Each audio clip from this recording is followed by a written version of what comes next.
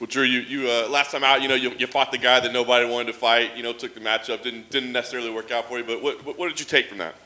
I think it was great to feel kind of like the Dagestani wrestler system, and feeling one of the best in the world, and just understanding like what that's like. It was unfortunate that the fight was not as exciting as I wanted it to be. I mean, he kind of took me down and held me down significantly. But yeah, I felt it. I know what that's like. I know what to prepare for, and we've been working diligently at Team Elevation to kind of solve that problem for the next time. That's awesome. Then you're a pretty quick turnaround. Was that important for you to get booked again quickly and get back in there? Of course, this career has a shelf life, and so I need to get as many in as possible. Yeah, and I saw the opportunity of fighting a fantastic opponent in front of a crowd, and who wouldn't turn that up? I was going to ask you the matchup itself. On paper, it looks like it should be a little bit more exciting than the last one, right? I mean, did the matchup itself excite you? The thought of how you guys pair together? Yes.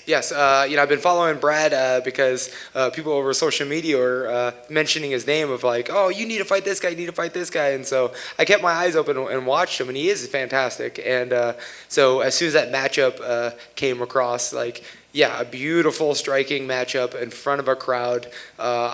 I want this. So we made it happen. Is it more fun to get ready for a fight like this? Because, you mentioned all the things you had to go through for the last one. I mean, preparing for that Dagestani wrestling system, I'm sure those aren't the most fun practices every day. I'm sure you wrestled a little bit getting ready for this, but is this a lot more fun to get ready for? Yeah, I think mentally it's simple in my mind, right? I've had many Muay Thai fights, and he's had a ton as well, and so we kind of both know what we're coming in with, and it was simple, but we're going to be our best selves in that cage, and we're here to entertain the fans. Yeah, on paper it looks like a fight of the night, right? I mean, is that the way you're looking at this thing too? Like, it looks like potential fight of the night type of matchup. I mean, I trained for fight of the night, but I expect a performance of the night. So. Nice. Last thing for me, what do you feel like? I mean, obviously you want to walk away with a win, but I mean, do you feel like you need to make a statement? Because you had a lot of momentum going into the last one, right? And it kind of got halted. So do you feel like you need to come out and prove something or make some kind of statement with the performance? Yeah, I need to go out there and showcase what I've always been doing, which is string some knockouts together. I need to get a win streak together, and so after this win, we got to get a couple more wins, and so it's just more and more and more. I don't really need to showcase all my abilities in one night. I just got to have more nights. Drew, not to throw my colleague under the bus, but are fans, when they say, oh, fight of the night, like contender, is that an insult? Because usually fight of the nights are close, and I'm sure fighters want to have a one-sided victory. I mean, I would love to have close fights. Like, you ever watch like the Rocky films, right? And man, if the Rocky films ended with like a fantastic, like a first round knockout, you'd be bored, right? But fight of the nights are super entertaining, and I want to have a career of fantastic fights. And so, yes, as soon as you can put a guy in front of me and we can have fight of the night, that'd be great. If the guy is, coming in a little short, I have a performance of the night. And then you mentioned that he has like an extensive Muay Thai background. Obviously, he's trained at Tiger Muay Thai. You yourself come from a striking background. How would you compare your style of striking to his? I think I'm a little ahead of him in the transition of mixed martial arts. The sports are slightly different, and so I had to make that transition of how people strike in MMA, and I feel like he possibly might still try to strike like they do in Muay Thai or in kickboxing.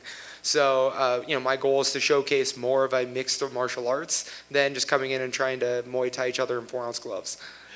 And then before your last fight, you were kind of joking that your inbox kind of blew up on the DMs with all of Islam's fans. Probably not the case this time with Brad. I know his team has a big following, but not specifically the Australian, New Zealand crowd. I mean, the Russians are still after it, right? Like, I get tagged in Islam stuff all the time. So, yeah, I'm tired of seeing his face. But, yeah, I think more people are just excited, whether you want to see me win or lose. People are just very excited for this fight. And so I've been getting a lot of positivity, optimism.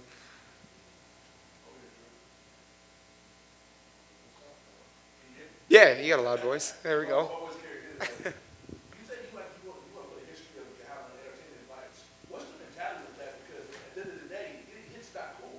I mean, it depends. I feel like I'm calloused to that idea. I really enjoy getting hit in the face. Preferably hitting him more than I'm getting hit.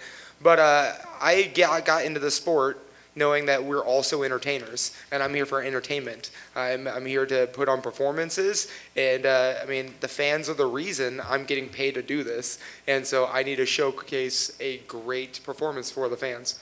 So that added later be in front of a live crowd that's going to Oh yeah, I mean, through 2020, I was trying to admit like, oh, I didn't hear the crowd, I didn't really notice, but man, the crowds hit different, and so God, being in front of them again, I'm so excited. And what do you do in between fights to kind of like recalibrate after being, because you be in a lot of physical wars. So what do you do to keep fresh and be able to come back better each time we see you? Hiring people and telling me how to best treat my body. You know, I know how to mistreat the body, and then everyone else tells me like, all right, you need to eat right, you need to do some stretches, you need to warm up, you need to do this, you need to do that. So I'm talking to professionals and the right people to make sure that I can continue doing the sport as long as possible. And this is off the grid. Who's somebody that you want to see before you end your career, just from a style wise, like we're gonna put a hell of a show on, regardless if it's a year from now or before you hang them up for good? Who's somebody that you think you have to see? Paul Felder hung it up, and so that would have been a fun one. But Dustin Poirier is incredible. I would love to exchange with him. Conor McGregor. I'm saying, like, if they're looking for a backup, depending on how Saturday night goes, I would love to be a backup for that fight. But the reason I'm trying to get the win streak going and put the performances together, because these are the type of guys that I want to exchange with and put on shows for you guys. What about Gaethje? Oh God, but we do it every Tuesday and Friday night. So no teammate combat. So who knows? We might have like a video and team elevation to show you guys how that goes down. What do you make of Michael Chandler targeting Gaethje right now for a possible next fight for both your teammate and him? I think it'd be a difficult fight for Michael Chandler. I definitely know what Justin Gaethje's capable of, and judging by his last performance against Charles Oliveira, Gaethje hits a lot harder. What do you make of Charles as a champion? I think like a lot of people, like they viewed his early career, he had like almost a 500 record in the UFC, and then he strings all these wins together and is now champion. Kind of he himself's like new era in this division, everything. So what do you make of Charles as your division's new champion? You're only as good as your last fight, and so who cares how many losses you had, like how often you've struggled.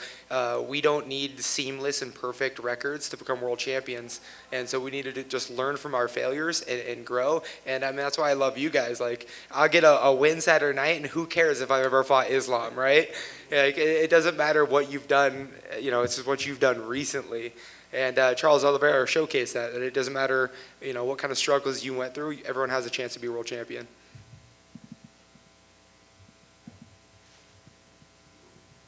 Oh, you guys made it easy. Oh, man.